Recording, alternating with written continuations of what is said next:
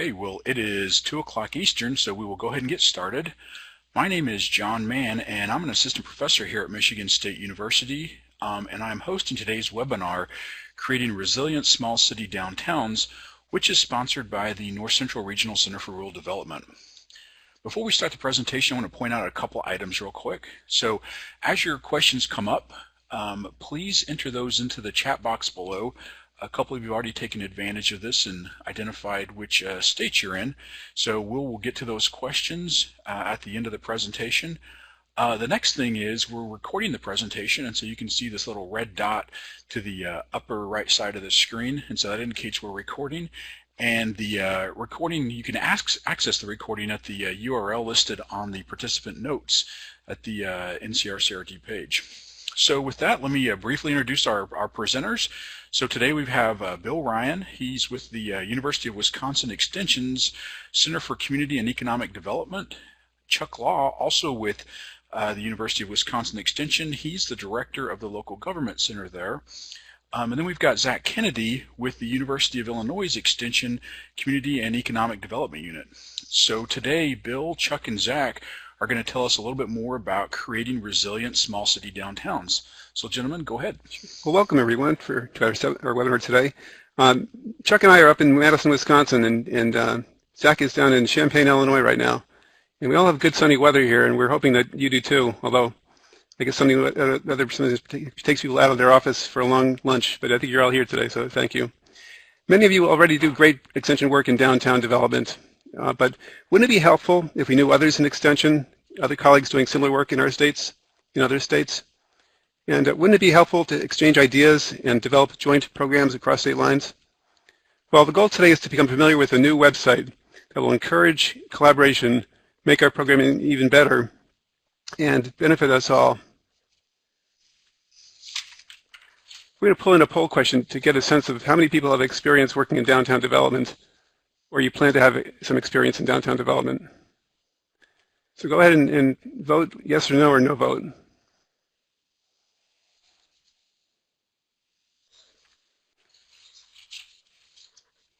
Wow, got a lot of yes votes. 35 yes so far. Only one no, but we welcome you no.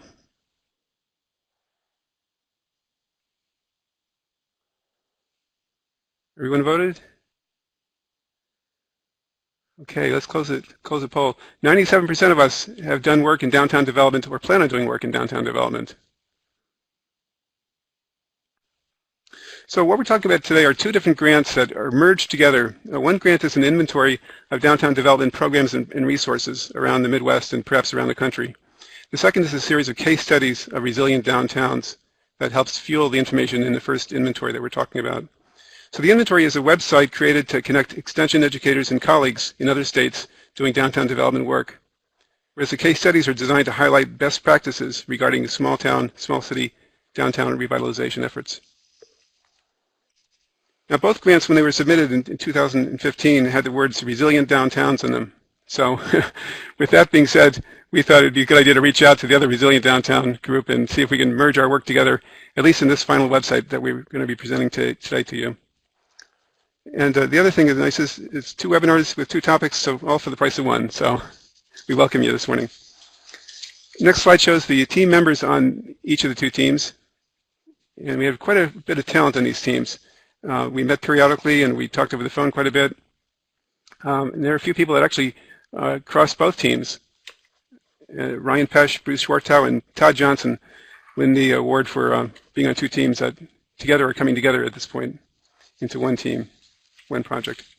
But before we get going into this discussion of this web inventory of downtown programs and the success stories that we're talking about later, one of the things I have a problem with is always using the word vibrant or resilient, and sometimes not thinking about why I'm using those words, and are they the most fitting words for the sentence I'm trying to make. But there are some clear differences between vibrant and resilient. Vibrant means full of energy and enthusiasm, such as the sense of a vibrant cosmopolitan city, whereas resilient is tending to recover from it or adjust to a misfortune or a change in a community. So resilient means getting things back together and trying to recreate what we had in the past in some way. But consider downtown's history of misfortunes, why downtowns have had to be resilient over the years. In the 50s and 60s, urban renewal came in, and they tore down old buildings, anything old. They wanted new structures to keep consumers coming downtown, and they figured that big building without any windows with cinder block architecture is going to be the one to save downtown. So we lost a lot of buildings, a lot of real estate, both during the Great Depression and in the 50s and 60s under the Urban Renewal Act. And the 70s and 80s came, and it brought with us a lot of tremendous rapid growth in shopping centers, and really competing with downtowns initially, and then later just flattening many downtowns around the country. And what downtowns were left with were the lower income households that couldn't afford the trip out to the suburb shopping mall. And then the 90s came with the rapid growth of Walmart and category killers, and many of those businesses are shuttering today because of the fierce competition and the oversupply of shopping center space in the country. And today, as we all know, picking up the papers and reading about retail and commerce, we know that Amazon and e-commerce is really now attacking the shopping center big time. And when they attack the shopping center, they're attacking downtown retail as well. So downtown retail really has lost its dominance, its importance to many downtown areas. I was just in a town called Weyauwega, northern Wisconsin a couple weeks ago, and I thought I'd go into the library to take a look at what kind of businesses were in this town of Weyauwega, population 2,000. And I went to the library to the microfiche machine, and I counted up all the different businesses advertising. There were like 25 retail stores at the time. And when I went out to the street to count the buildings in today's world, they had like 4 or 5 retailers, and I'm not sure if they were even open. So we've had a tremendous loss of retail, and retail may not be the answer for many of our downtowns going forward. But let me ask Chuck, why are downtowns important in the first place? Why don't we spend our money and efforts somewhere else?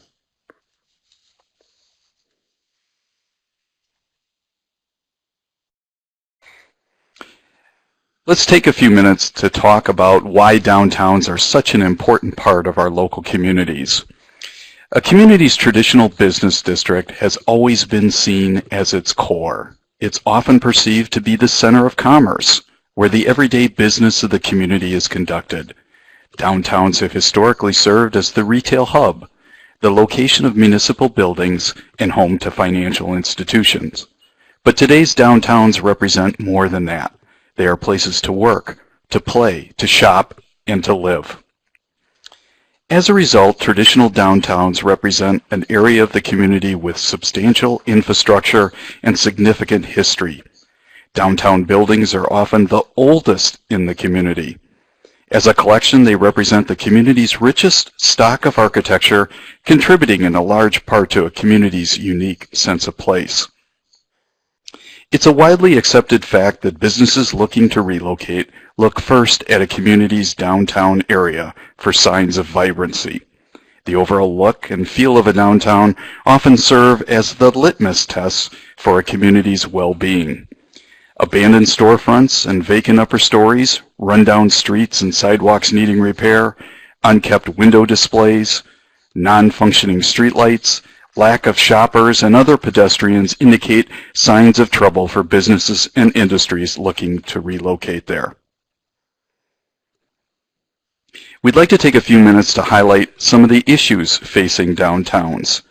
As noted earlier, downtowns are often the site of the community's richest stock of historic buildings. Over time, however, these buildings tend to outlive their utility for their original purpose and require adaptation to accommodate new uses or technological advances or new ways of doing business.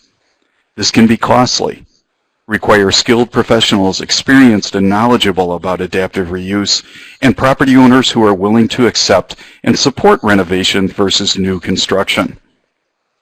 The traditional Main Street businesses has had to adapt to today's consumer who is becoming increasingly price sensitive, demands high quality, and expects solid value.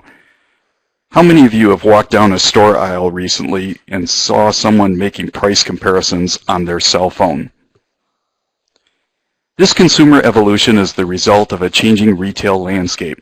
While big box stores have become commonplace, they too have been impacted by these changes. The lights on many of these large retail stores have been dimmed or turned gray, leaving beyond leaving behind vast expanses of vacant parking and oversized structures searching for a new use. The challenge facing many downtowns is that chain stores tend to look beyond them. Square footage requirements, the need for contemporary surroundings, expansive parking, proximity to major traffic arterials, and other appropriate infrastructure is often more obtainable and affordable near the edge of town rather than that found in traditional downtown areas. And finally, today's consumer is accustomed to 24/7 shopping. People shop when they want, often from the comforts of their own home. The emergence of internet shopping and services such as Amazon have taken a significant toll on retail businesses, which have been the mainstay of many downtowns. So how have downtowns responded to these challenges?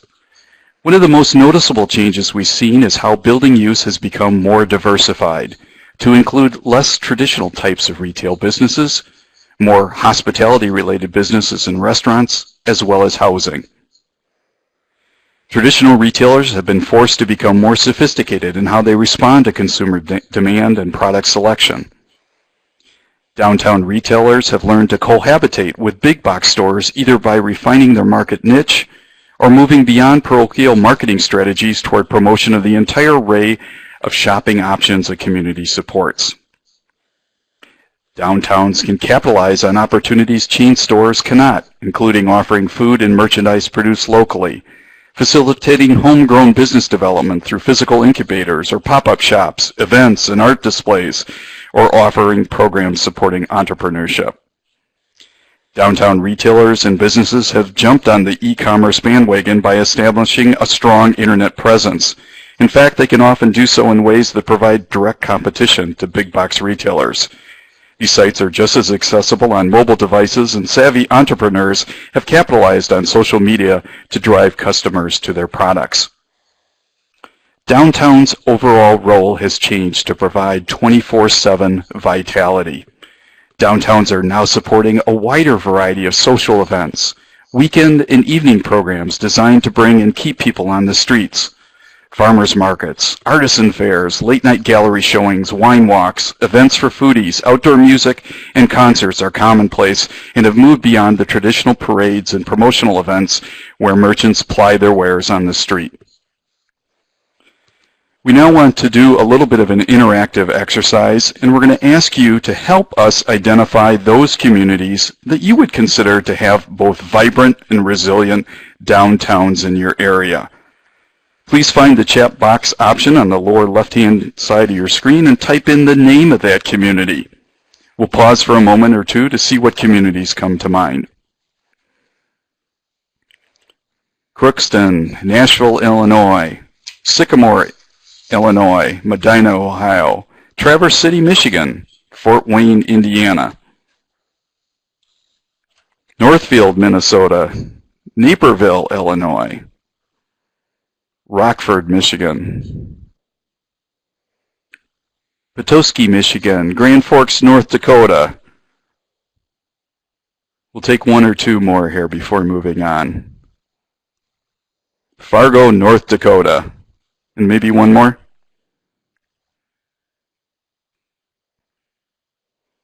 Brown County, Indiana. Thank you, everyone. We do want to talk a little bit about the differences between big and small cities. An interesting question to ask as we look at the array of extension programming aimed at downtowns across the country is whether the majority of our work is a reflection of community size. I think we all recognize that city practices don't always translate well from what works in small communities should work in larger communities and vice versa. Perhaps what distinguishes these communities most is that larger municipalities tend to have in-house expertise already on staff to guide downtown development, or they have the economic wherewithal to hire professional consultants. Smaller communities, on the other hand, often lack the resources necessary to support active downtown redevelopment practices and may often turn to extension services to assist them.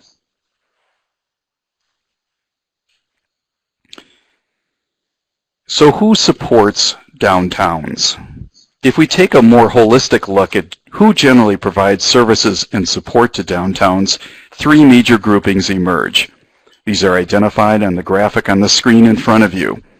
Starting at the top, we identified Main Street programs, but I might suggest we use the broader term of state agencies. While Main Street is perhaps the most widely recognized program supporting downtown development across the country, there may be other agencies within your states that provide support and services either in addition to or as a substitute for your state's Main Street program.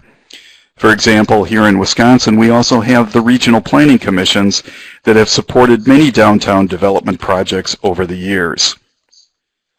Next, we find professional consulting firms that provide a broader way of support in terms of architectural planning and design, financing and tax credit coordination, strategic planning, marketing and communications, business development and retention. The list goes on and on. And lastly, we have extension, which often represents the third leg of the stool. Perhaps the most distinguishing characteristic between these three entities is how success or impact is measured differently. State agencies, for example, may be more focused on the number of communities served, the jobs that have been created, or the dollars invested. These programs are often limited by funding, must operate within restrictive policies, and can become quite competitive and incentive-based. Professional consultants may be less concerned with quantity, but quality in terms of dollars earned or return on investment reflected in future referrals or ongoing contracts. Extension programming in downtowns tends to be more facilitative and focus on more subjective measures such as enhancing community capacity, community ownership and engagement, and bringing diverse and unique perspectives together to create a more inclusive vision for downtown. Over time, one of the benefits of this web-based resource is to facilitate and bridge the work and products of all three of these entities in facilitating a more comprehensive approach to downtown development. The creation of this inventory will not only provide a more comprehensive glimpse into the contributions we all make, but help these other partners improve their understanding of our own work. Back to you, Bill. Okay, let's talk a little bit about this website that we're developing here. I think I'm on the wrong page. Let me go back one here. So the Grant 1 is a web-based inventory of extension programs and resources. Number one, posting programs and resources to learn what other states, other counties are doing in terms of scholarship. Number two, to encourage cross-state programming. And three, to help us define our roles vis-a-vis Main Street or state agencies, consultants, and other organizations. So these are clear purposes for this website that we're about to show you. Here we go. Here's a picture of it. This is the home page of the website. It's called Creating Resilient and Vibrant Downtowns. And in it will be a large number of programs, educational programs, or resources, data, that kind of thing, to help you inform your communities that you work with about economic development, about placemaking, about other issues that affect downtown. So there's a narrow, what's it called, that polygon that's a half circle? A strange, odd circle on top of the page. Ellipse, there we go, this is math-made. Ellipse. And in that ellipse, there are three boxes. So you can search the website by topic, say placemaking, or say design or marketing, by state where you're looking for the resource to come from, or by keyword. And also in the bottom, there are 9 topics that you can click on directly and see who's done all the work on marketing and what kind of work has been done on research. And you'll get to the details by doing that. To the right-hand side, and I wish I could learn how to use this pen on a real quick fly here, but the right-hand bottom side of the website lists all the different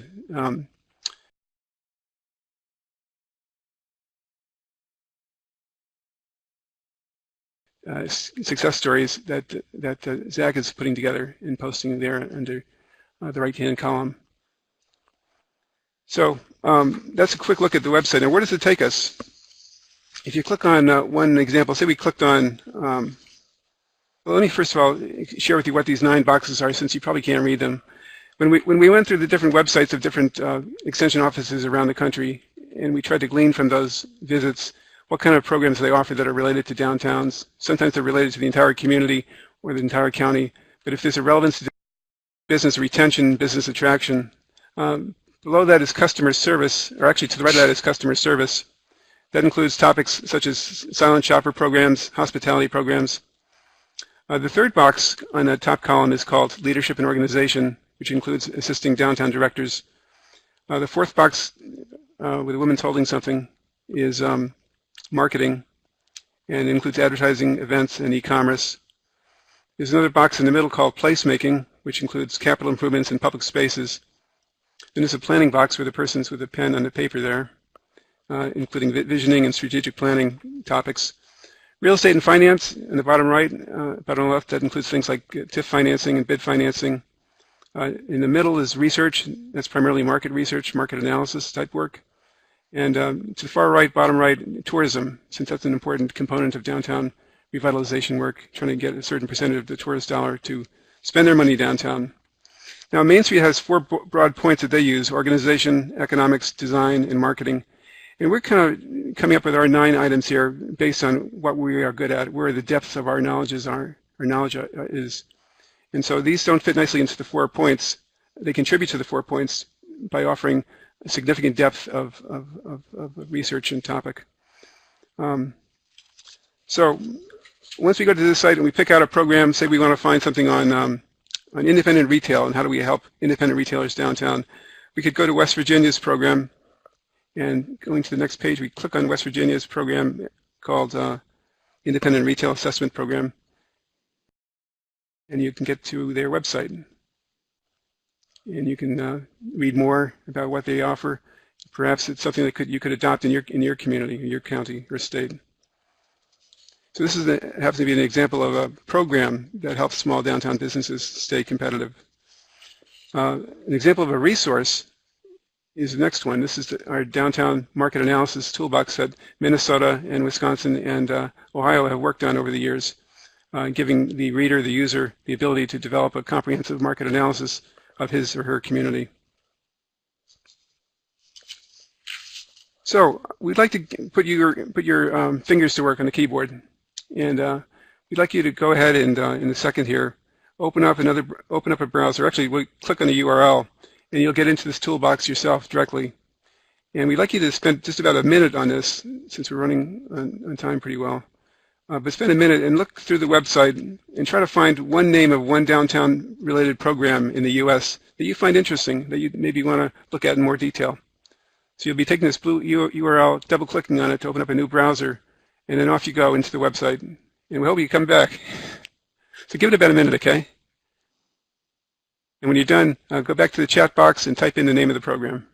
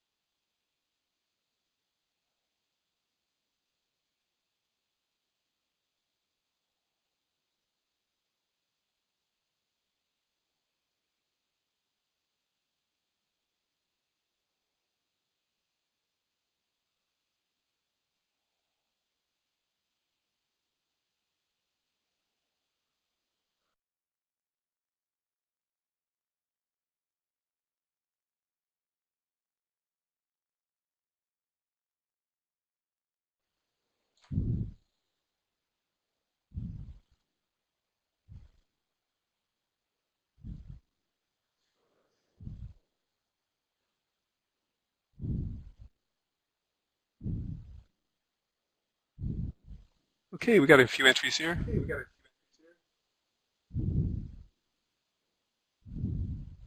Was everyone able to get into the website?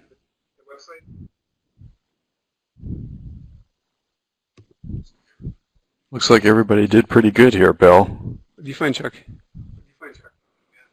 Well, we've got Minnesota's Minnesota's tourism resources, the Tourism Development Guide, you identified that, the Community Design Team of Wisconsin.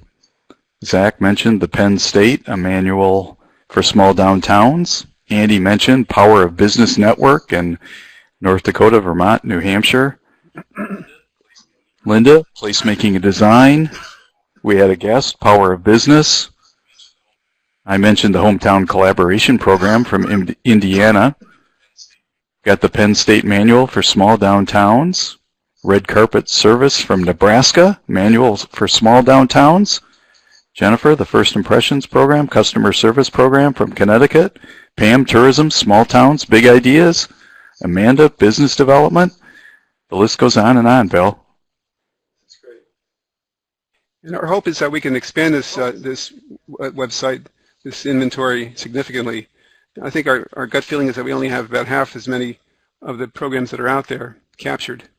We haven't touched the West Coast very much, and in the Southeast.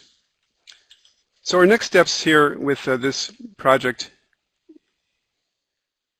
is, one, continue to add to the inventory of programs and resources available to downtowns, and add additional case studies to what Zach is going to talk about in a second. And then to promote the use to potential users, promote the site to potential users. I'm not sure if it should be available to non-educators or others that do work at the community level, since it really is kind of a toolbox to connect us to each other. So we'll have to see if we go beyond the educators as audience. But it is posted to the USDA Agricultural Library website, where they have a bunch of resources that help us with community development and downtown development. So one final thing I'd like to share with you is, this is the back to the home page of the website. There's a little circle there on top of the blue banner. It says click and submit button to upload your link to your work. So it takes about 3 minutes to go in there, and if you're doing something neat in your county or in your state, and you want to share it in this toolbox, put in that link there, submit the button, and it'll upload your work, and you'll be part of the inventory.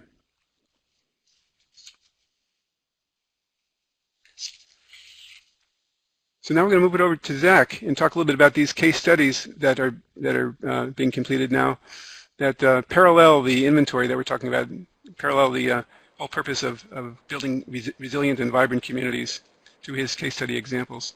Zach? Great. Thanks very much, Bill and Chuck. Yeah, there is a lot of overlap between these two projects, and it made a lot of sense for us to communicate and kind of work towards a common purpose.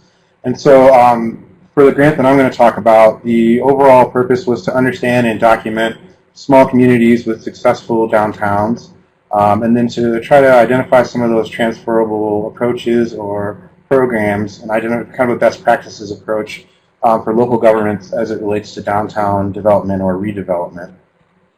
And again, this was a multi-state team, included folks from Illinois, Wisconsin, and Minnesota. So we're very thankful to work with our colleagues in other states, and thankful to NCR-CRD to provide that opportunity.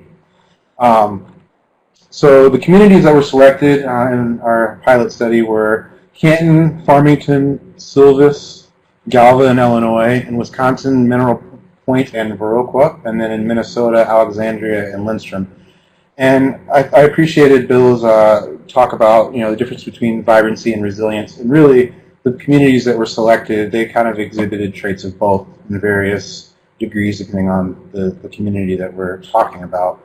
But getting at the point of how are these selected, put simply, we kind of just use a convenience sampling or an approach where we went with communities that the research team was already familiar with. This was a pilot project. If it was a larger project, perhaps we would have done some sort of statistical analysis or demographic analysis to select the communities or to validate our kind of initial impressions that a place is, in fact, vibrant or resilient. But for the purposes of this pilot project, we just picked communities with these sort of three criteria in mind when the research team was thinking of places to include. And the first being, does the downtown area have a high building occupancy rate? So are we not seeing a lot of vacancies in the downtown area? Does it seem like the business district on Main Street is pretty full? Second, does the downtown area seem to capture dollars from tourists and neighboring communities? So is it a wider regional tourist draw, or is it a retail destination for surrounding areas? Because we know how important that is for infusing dollars into the local economy, and not just from your community members, but from outside members as well. And then finally is just kind of the eyeball test. You know, does the downtown area look nice aesthetically? And that one's kind of self-explanatory, but it tends to spur further development. If you already have a core that kind of looks nice, people tend to take pride in their buildings when their neighboring building looks nice. They don't want to be the shabby building on the block, so to speak. So as far as the instruments that we used, we kind of took a qualitative research approach. We used both a survey and a key informant interview protocol. For the survey component, we looked at planning conditions, some of the local government finance pieces, what sort of economic development incentives and programs they had going, etc. But then the real kind of meat of the development of the case studies was enabled by the key informant interviews. And we sat down with various leaders, whether they be Chamber of Commerce directors, or there were some were mayors in some cases, village administrators. And we looked at different questions. We offered these sort of different topic areas for them to respond to, and that's, you know, civil society, some of their outreach strategies. You know, I talk about diversity and inclusion, what the retail development strategies they were implementing and found successful were, etc. So I'm going to talk a little bit more. I'm going to highlight one of the case studies just to give you a flavor of some of the things that we found. I'm going to talk about Canton, Illinois. Canton, Illinois is the largest city in Fulton County, Illinois, which is kind of in the center, just slightly west of the central part of the state. It's a community of about 14,000 people, and I'll say out of the 8 that we chose, it's the largest community, so they range in size from about 2,500 up to 14,000. Which was Canton itself.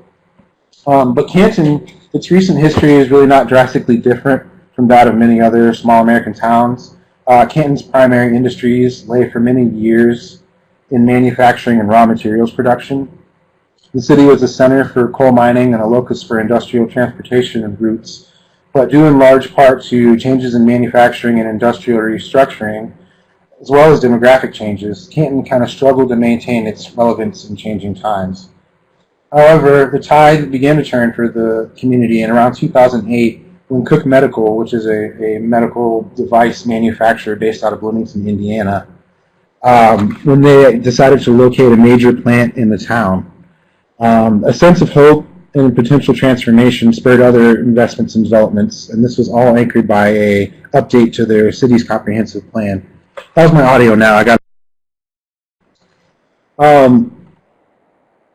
great. So the strength offered by a major healthcare industry employer such as Cook Medical, and they also attracted Graham Health Systems, along with an active and vibrant 2-year community college and regional recreational draws, have all combined to provide Canton with a vigorous economic base upon which to rebuild their downtown community. So over the last 8 or 9 years, Canton has become a local and regional destination. They've created numerous jobs that are primarily in the healthcare industries, and they've built robust and resilient programs to encourage thriving businesses in their downtown area. Residents themselves describe it as a friendly, close-knit, rural, and safe community that is both self-contained and also a major asset to the region's tourism draws. So one of the key themes that emerged in the case study of Canton was the idea of collaboration and civic engagement. Canton civic leaders celebrated and made mention of the various organizational bodies that participate in making the downtown what it is, and how they successfully collaborate and work together. A large handful of organizations participate in Canton, including the Spoon River Partnership for Economic Development. They have an active Chamber of Commerce, as well as a Main Street organization. And they all work together to support small business development and retention, to enrich the retail options offered in town, and to offer professional development opportunities for would-be and new entrepreneurs. Public Works and the City of Canton employees really play pivotal roles in developing and maintaining spaces for public events and programs. And there are countless service groups that are integrated as volunteers into the daily and seasonal programs offered. These include the Girl Scouts, the local YMCA and YWCA, and local groups from our high school. So by involving many different groups of people in Canton activities, the benefits of seeing a job well done are really shared among many. Since the relationships are strong between the government and organizational bodies, common purposes can be worked towards and costs and resources can be shared across groups. Individuals and groups contribute to Canton, and residents and city officials appreciate them as Canton's greatest assets. A second sort of element or theme that emerged was small business and entrepreneurial support. They have a thorough and complete network of programs that exist to help support small business and aspirational entrepreneurs. Specifically, they have a group called Partnership for Economic Development that acts as a resource for new business owners by providing individuals with mentors or ambassadors. These mentorships allow new business owners to learn from the experiences of seasoned entrepreneurs and navigate through Canton's various administrative procedures as they relate to establishing a new business. So close relationships between new entrepreneurs, business mentors, and the Chamber of Commerce in the city ensure that no question will go unanswered, or at least someone will attempt to answer a question that a business owner may have or a prospective business owner may have.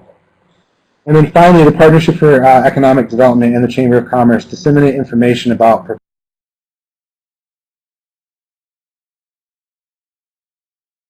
professional development opportunities to their constituents, creating a space for learning and growth by all in the business community. So they really have keyed in on supporting their small business people and potential entrepreneurs. As far as Main Street retail, that was another topic that came up in conversation with them quite a bit. They offer a diverse variety of small specialty stores on Main Street, and this goes to Chuck's point. They're intentional about trying to offer things in these specialty stores that don't create direct competition with the items that are found in the big box stores. So the retailers generally try not to compete with the chains, and they offer gifts and specialty services. These are mostly family-owned businesses with a handful of employees, but they really make downtown Canton vibrant, and they offer a lot of unique goods and services that can be purchased there by both residents and visitors. And they have an active Main Street group that's kind of responsible for the business retention in the downtown. Organizing and promoting public events on Main Street in Canton helps increase traffic in the retail areas. Staff build support for these public events in the square by helping retailers take advantage of the increased traffic rather than see it as something that's pulling business away from their stores. So for example, they create these flyers that they distribute to retailers before upcoming events with tips on incentives that they might offer to encourage passersby to make purchases in their store and capture some of those dollars locally. In addition to these strategies, other programs continue to encourage economic investment in the downtown. And these include the Small Business Saturday, Buy Local Canton, and they also have a Chamber Bucks program that's pretty successful. Another key theme that emerged in the Canton case was maintaining physical and historical character. So that's really taking stock of your historic buildings and using those as an asset, recognizing that they're an asset. So through the work that Canton leaders have done over the years, they've achieved great success in developing a vibrant, attractive, and desirable downtown square, complete with a park, some small specialty shops, and they're all housed in historic structures. The city square itself is, to be sure, a major point of pride for Canton. While Canton does not have state or federal historic designation, they have maintained the building's historic character in the downtown buildings, and they've transformed Jones Park and the main square into a major center for community activities. Using funds from the Illinois Department of Commerce and Economic Opportunity, 13 properties in Canton were enhanced with facade improvements. And community members and business owners cannot help but be inspired when they see the facades of the older buildings improved and restored. These changes and upgrades on the streetscape go a long way in spurring other transformations and getting local business owners and building owners excited again about the downtown area.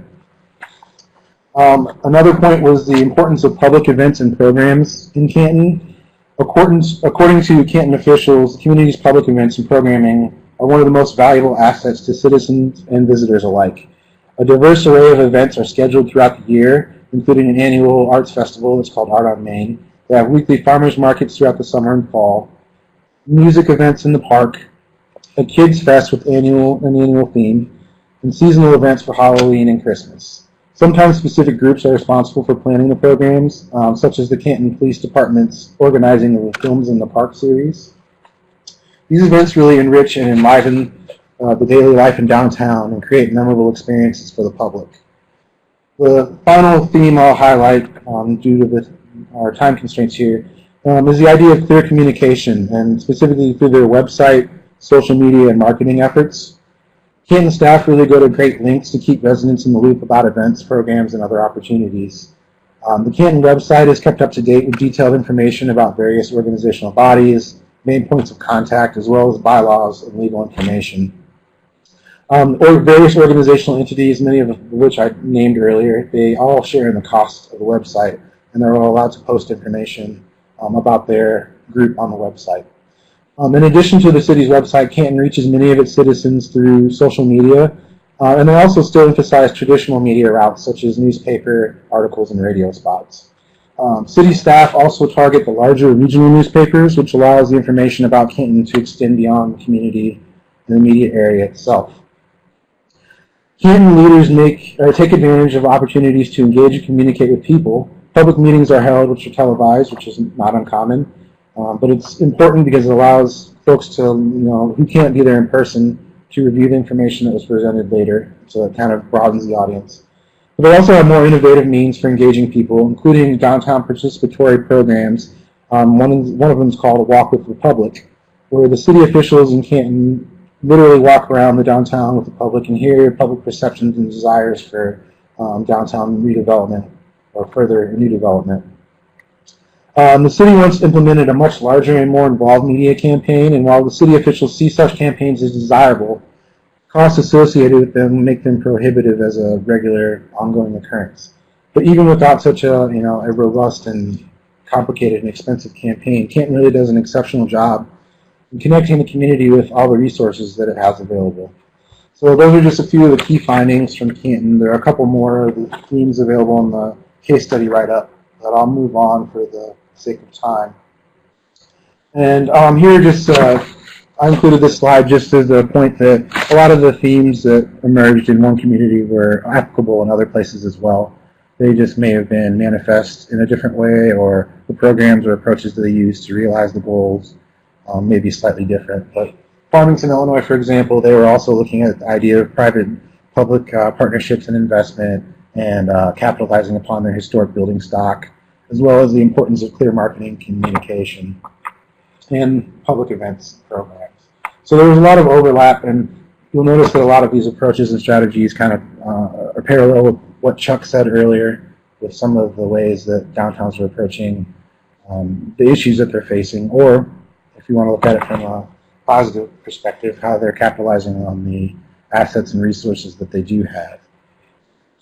And so what are the next steps for this particular grant? We need to finalize and post the remaining case study write-ups, and most of that's fallen on me as far as being the delay in that. So I will not, my program partners have been nothing but wonderful, and I'll be reaching out to some of the folks who conducted interviews and where we haven't quite finalized the case study write-ups to put some finishing touches on those so we can get them posted. But we do have 4 of them currently available.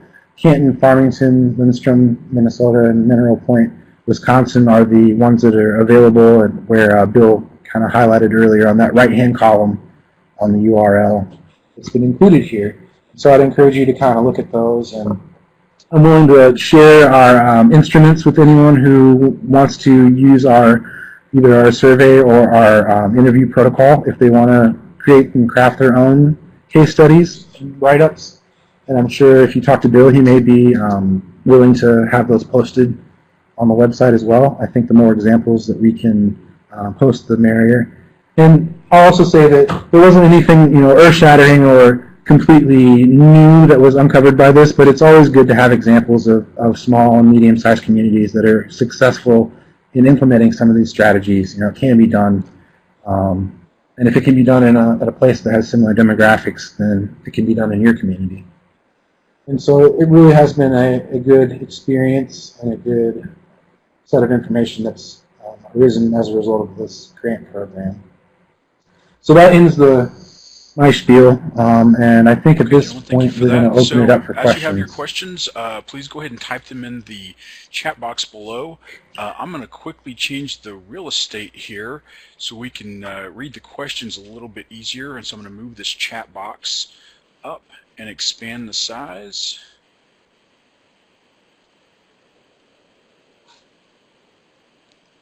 So while everyone's thinking about what they want to ask and get questions in, Bill, would you revisit how different people can participate in the with the website and putting the information up? I saw that you could go on, click the button, and put the items in, but who actually can participate in that at this point in time? Well, we're trying to keep this limited to educators around the country and trying to avoid consultants and mainstream groups. But any educator with extension or elsewhere outreach can get on that one page, the home page of the website, and submit a resource is what it's titled. And you click on that and it asks for your name and your email address, and then it gives you some room for putting in a URL and some narrative describing the resource that you've developed or your colleagues have developed on your campus or your office. So it's very easy to do, and if someone wants to have an easier way to do it, just give me an email. Say we want to have this program on the website. Just send it to us, and also send us if you know other programs elsewhere that we haven't captured yet. The more, the better. And similarly, I think that when we talk about the case studies, that we can continue to build upon those as well to have people nominate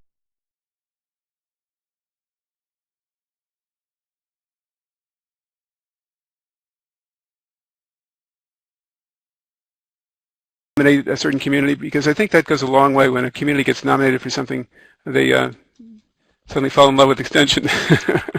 So it's good for public relations. It helps highlight another town in your county. Great, thank you for that. And also, it's just good for just sharing of knowledge. So the more of those case studies has there been a we can get, the better. Common thread, first few steps that new downtown development groups tackle for community credibility building?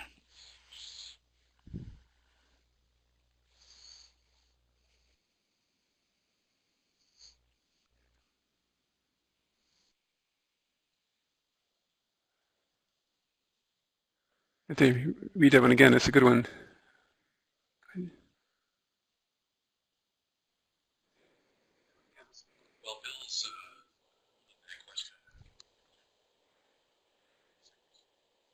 While Bill's reading that question, why don't I jump in here with a basic response? This is Chuck Law again.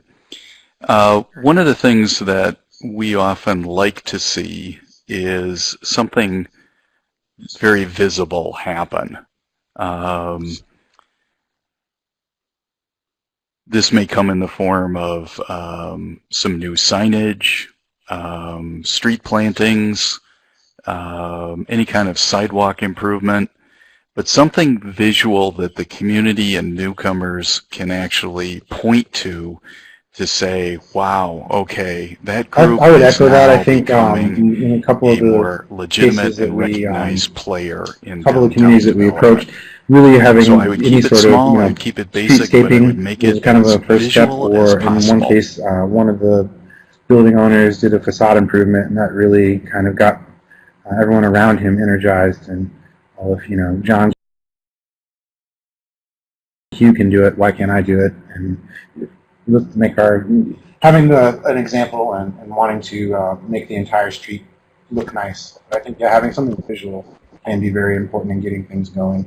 Also, just the opportunity, this is kind of a no-brainer, and we do this in Extension all the time, but organizing some sort of public engagement event where the community feels like they can make their desires for development known, and they feel like they're being listened to it and acknowledged, and that their input is appreciated.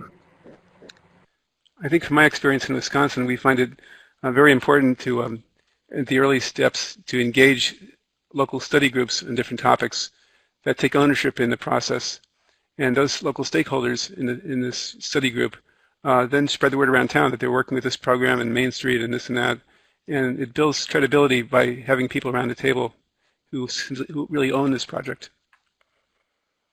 Okay, well, let's jump to the next question from Neil, and he'd like to hear a little bit more about how extension organizations have been successful in coordinating their efforts with Main Street groups. And so it sounds like you talked about that a little bit. Maybe expand on the ideas. How we coordinate our efforts with Main Street groups? Well, in our case, Chuck and I stay very close to Main Street here. It's part of the Wisconsin Economic Development Corporation. And they have a pretty small staff there, and they only serve certain communities in the state. But where we have expertise, whether it be around bids or market analysis or storefront improvement research, we can go to the Main Street program and offer our services. And they're clearly welcoming our help because they're of small staff and all. So it's important to keep those doors open with Main Street and not try to develop our own comprehensive Main Street program, because we have tremendous strengths in narrow silos of those 9 silos on the website, but we're not able to offer a comprehensive hand-holding Main Street program that most communities need.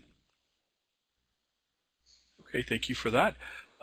So again, as we're waiting for maybe a couple of the folks to put some questions in as they are thinking about them, Bill, what is the next step for what you all are doing? If you would talk about that just a little bit more.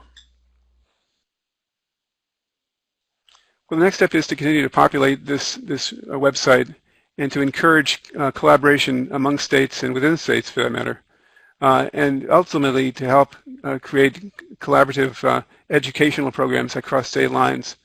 Here in Wisconsin, we have tremendous rich programs in Illinois, Iowa, Minnesota, here in Wisconsin, and it's a lot of us are reinventing our work without knowing what's going on in a neighboring state.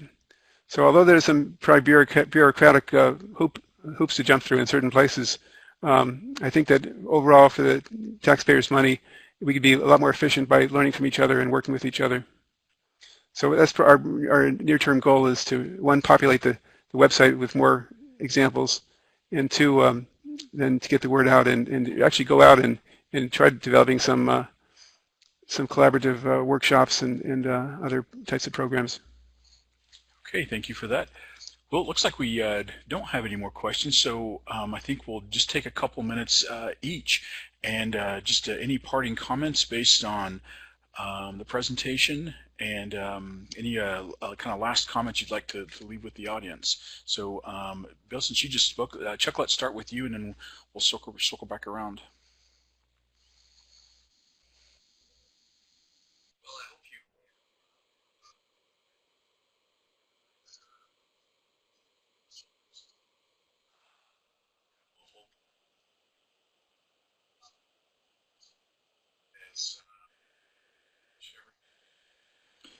Well, I hope you have learned something today, and we've opened your eyes to this emerging resource that will hopefully continue to live on over the next couple of years.